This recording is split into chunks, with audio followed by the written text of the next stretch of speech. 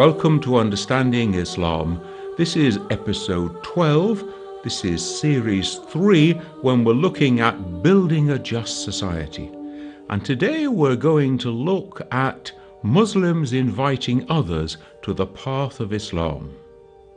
Remember that if you've missed any of these programs, you can always catch up on the on-demand section of the Ahlulbayt website, and you can download an article to go with each of these programs from my own website.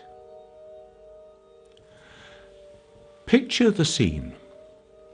Here lies a dying patient. The doctor stands looking at the patient, and in her bag she has got the medicine that can save the patient's life. What kind of a human being would she be if she didn't offer the medicine to the patient?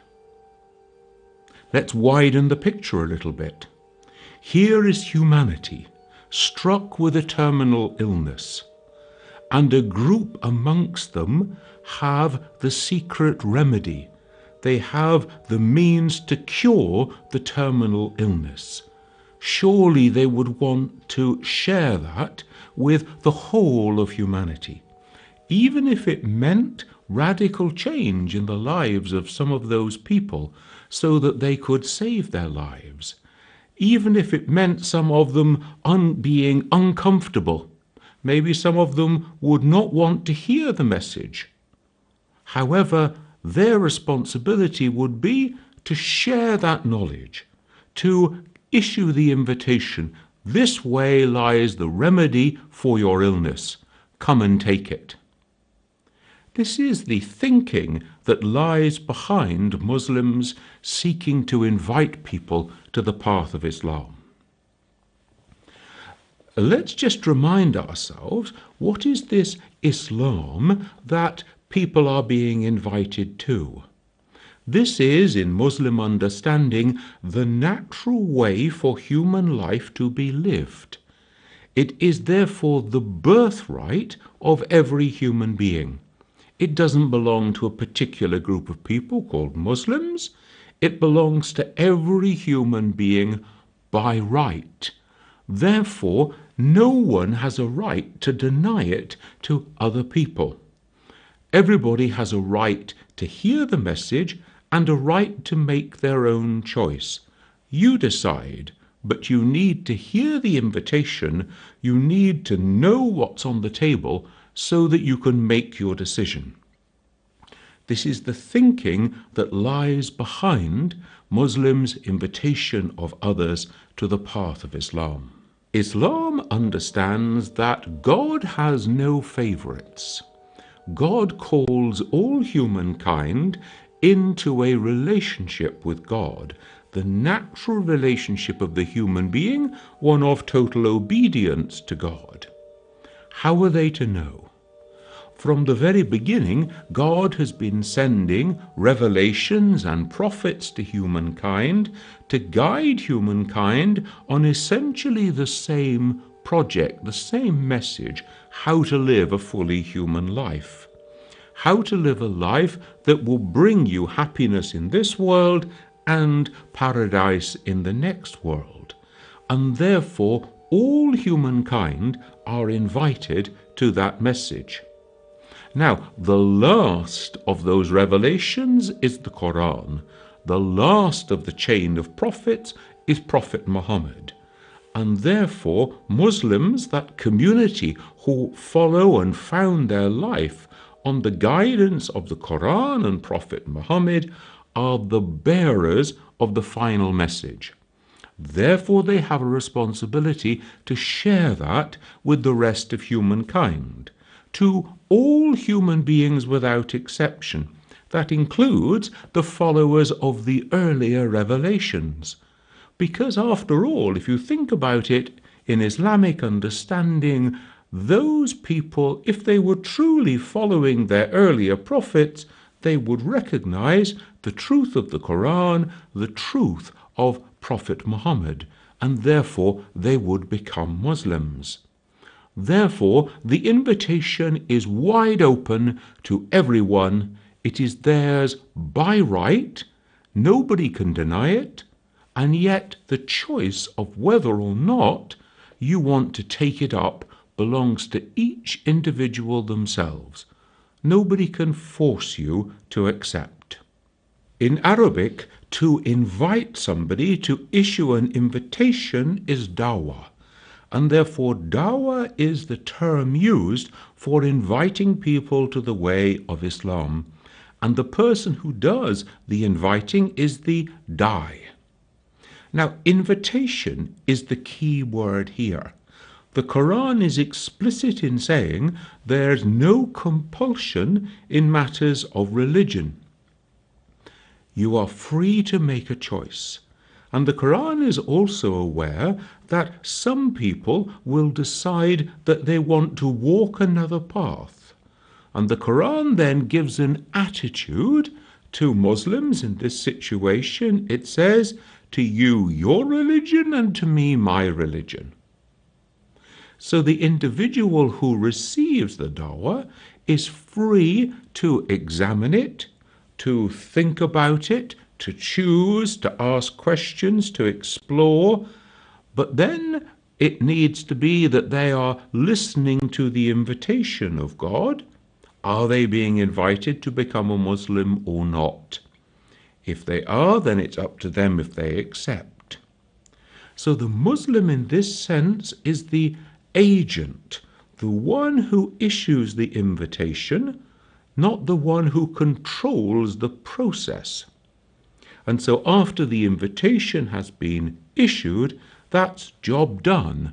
It's not the responsibility of the da'i, the one who invites, to determine the outcome. That's up to the individual concerned. If we look at the methodology to be adopted here, we see that there are several little episodes in the Quran that give good pointers for a way of going about the process of dawah. We're told that Moses and Aaron are to go to the Pharaoh to ask the Pharaoh to allow the Hebrew people to go free. And when they go, they are to speak with a soft voice. They are to speak in a way of respect, in a way that doesn't provoke aggression. They are to speak in a way that wins over the heart, the mind of the Pharaoh. So that is the first of our Quranic principles for the methodology of dawah. We read again and again in the Quran that we are to use our reason. We are to interrogate, to think things out, to ponder over things. The world is full of signs if only you will consider them.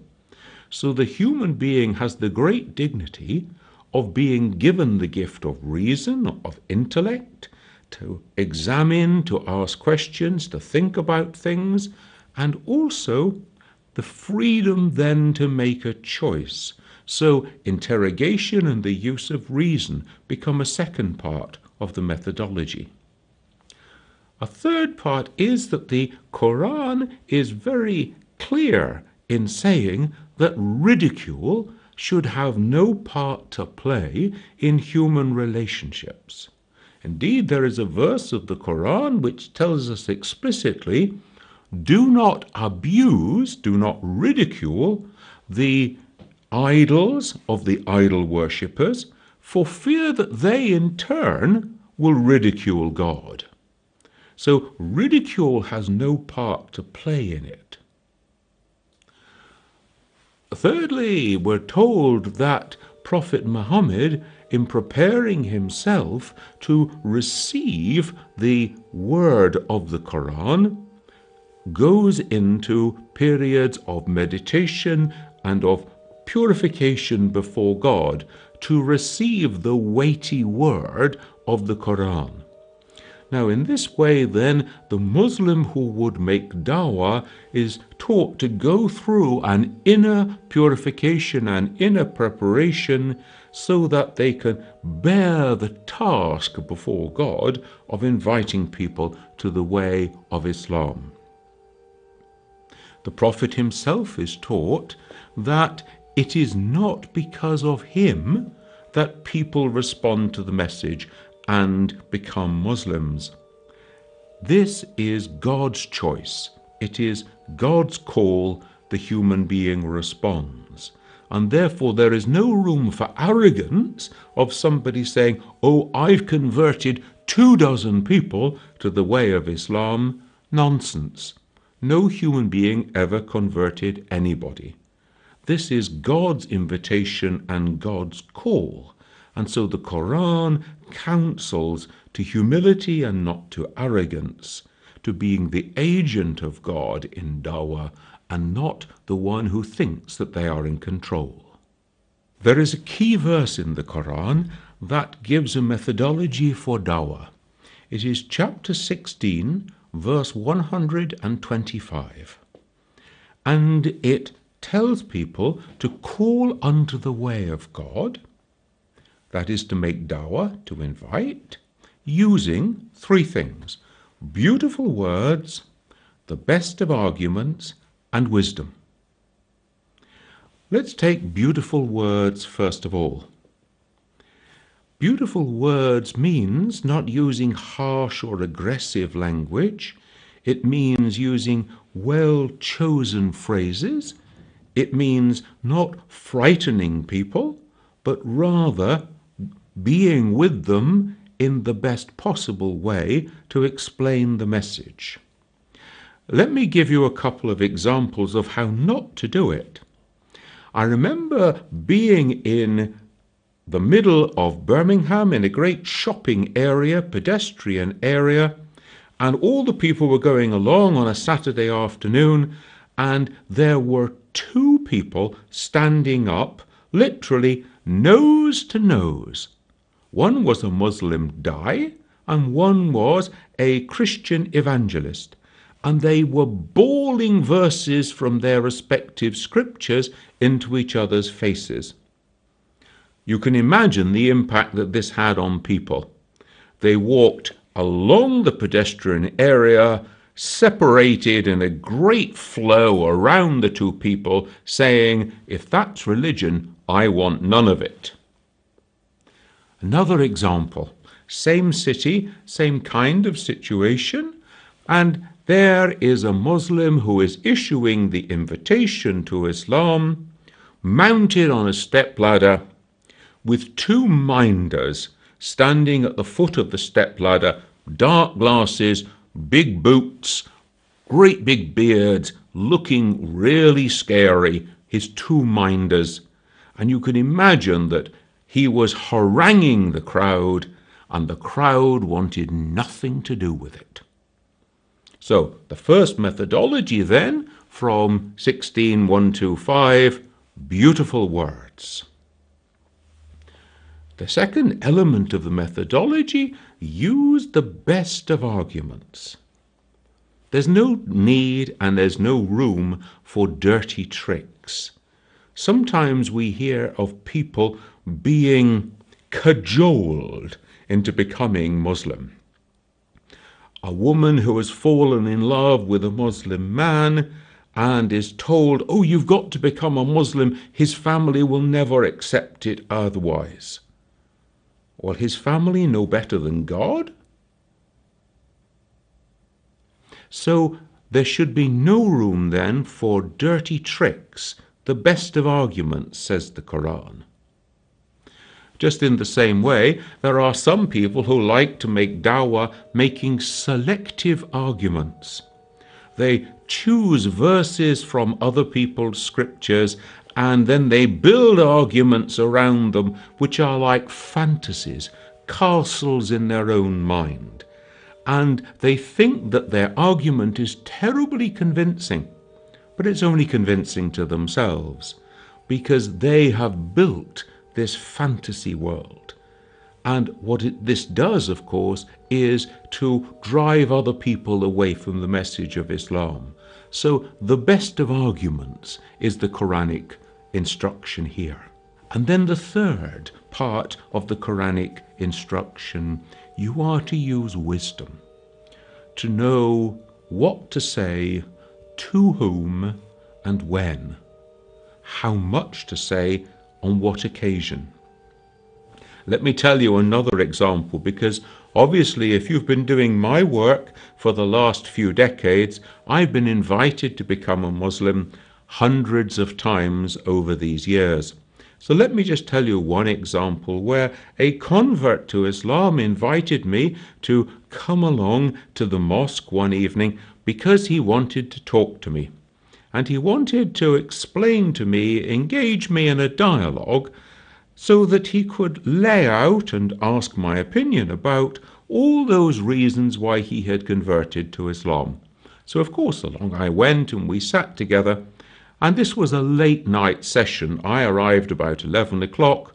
We were sitting on the floor of the mosque, and he began. And he kept going. And he kept going for 1 hour, for 2 hours, for 3 hours, and it was 3 o'clock in the morning before I was allowed to get a word in. Now you can imagine this hadn't exactly left me in the best possible frame of mind to engage in dialogue. So maybe there was a shortage of wisdom there. So these three then form the basis of the Quranic methodology. Beautiful words, the best of arguments, and wisdom. As in all things to do with Islam, Prophet Muhammad serves as the best model for Muslim conduct. So then one can see the way in which he invited people to the way of Islam. The first thing was his hallmarks were the strength of his faith and conviction and his sincerity in the way that he lived his life. Sincerity is a very interesting word. It comes from two Latin words that mean without wax. Now, here's what used to happen. When you had statue makers or figure carvers who used to carve figures, if they made a mistake, they'd fill in the mistake with wax, and then they'd let it go hard and just shape it off, and then they could sell it. Nobody would know that it was filled in with wax. Until, of course, you got it home. And then you'd put it close to the fireplace, the wax would run out, and then you would see that it really wasn't what it pretended to be at all. So, without wax, sincere in his conviction and in his faith. This is the Prophet's first example. The second example, we're told that the Prophet was the living Quran. Everything he said, he did, the way he conducted his life was like the message of the Quran lived out in action. Now, we have a saying that actions speak louder than words. And so the best means of dawah, according to the prophetic model, is to live out the message every day and in every way, so that people are attracted to the way that you live rather than the way that you talk. There's a nice little story told about St. Francis of Assisi in the 13th century, who was sending out his missionaries, and he said to them, "You are to preach the gospel of Jesus Christ wherever you go. Use words only if you really have to." In other words, do it by your actions. Do it by the way that you live your life. Now, we can see a couple of examples from the life of the Prophet. The example when we're told he stood up as the funeral of a dead Jewish man was passing by, as a sign of respect for that person. As an action, a witness, not only to his own companions who were looking on, but also to the family of the Jewish man to see here was the Prophet standing in respect as their dead relative was being taken to be buried. Again, we're told that there was a woman in the marketplace in Medina who used to hurl abuse at the Prophet and throw filth at him. One day she was ill, and he went to visit her. and she was so moved by his action, by his compassion. He said, "I missed you. I heard you were sick. I came to visit you." She said, "If that's the kind of man you are, if that's the kind of religion Islam is, I want to become a Muslim. I want to make my Shahada straight away." So actions speak louder than words. If you remember back to the early days of the time of the Muslim community in Mecca, when they were living under persecution before the migration, the hijrah to Medina, the Muslim community never numbered more than a couple of hundred people, just a few hundred who were believers at that time. And yet the Prophet didn't give up. He persevered. There was always a way that he would keep going, trusting in God. We're told that the Prophet invited all manner of people to the way of Islam, both the rich and the poor, the powerful and the powerless. But he adapted his means of talking to them according to their station, if you like. So to some he would speak personally, and then we're told that he wrote letters to the leaders of the world at that time, inviting them to embrace the way of Islam. And then the Quran uses various terms to speak about the Prophet. He was a witness to the truth. He was a bringer of good news, news that would liberate people from the mess that their lives were in. He was a warner. He was one who would be quite clear about saying what are the consequences of not following, of not taking the medicine of Islam. He was a summoner. He was one who called people to embrace Islam. And finally, he was a guiding lamp. The way that he lived his life was like a beacon in the darkness, pointing the way for other people to follow. Various means are used to make dawah, to invite people to the way of Islam. Traditionally, of course, this was always done in person and by word of mouth. But since printing has come along, there have been lots of books and pamphlets, leaflets that have been printed by people in order to spread the message.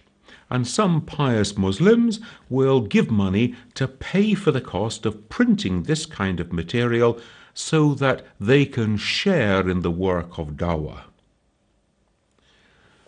In the electronic age, we've seen rapid developments in this field, from audio tapes to videotapes to DVDs.